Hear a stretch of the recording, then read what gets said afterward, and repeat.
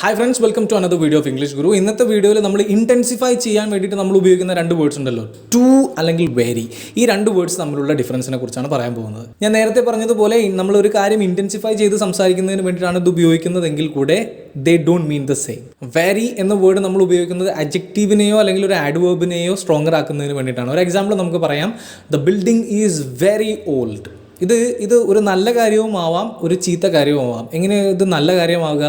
It looks beautiful എന്ന രീതിയിൽ. ഇനി അതല്ലെങ്കിൽ ഇറ്റ്സ് ഫോളിങ് ഡൗൺ, അതല്ലെങ്കിൽ പൊളിഞ്ഞടാനായി എന്ന രീതിയിൽ നമ്മൾ പറയാറുണ്ടല്ലോ. അപ്പോൾ ഇത് വെരി എന്ന് ഉപയോഗിക്കുന്നത് കൊണ്ട് അർത്ഥമാക്കുന്നത് ഈ രണ്ട് കാര്യങ്ങളാണ്. എന്നാൽ അതേസമയം when we use to in a sentence it means like ഒരു പ്രോബ്ലം എന്ന രീതിയിൽ ഒരു കാര്യം എക്സ്പ്രസ് ചെയ്യുന്നതിന് വേണ്ടിയിട്ടാണ് നമ്മൾ കൂടുതലും ടു എന്ന വേർഡ് ഉപയോഗിക്കുന്നത്. ഓക്കെ, അതിന് നമുക്കൊരു എക്സാമ്പിൾ പറയാം, ഇറ്റ്സ് ടു ഈസി. ഓക്കെ, അതായത് it's a waste of time. ഇനി അതേപോലെ തന്നെ it's not too difficult, which means it is very easy. So ഒറ്റ കാര്യമേ ഇതിൽ പറയുന്നുള്ളൂ. അതായത് ടു എന്ന് നമ്മൾ ഉപയോഗിക്കുന്നത് എന്ത് എക്സ്പ്രസ് ചെയ്യുന്നതിന് വേണ്ടിയിട്ടാണ്? ഒരു ചെറിയൊരു പ്രോബ്ലം എന്ന രീതിയിൽ എക്സ്പ്രസ് ചെയ്യുന്നതിന് വേണ്ടിയിട്ടാണ്.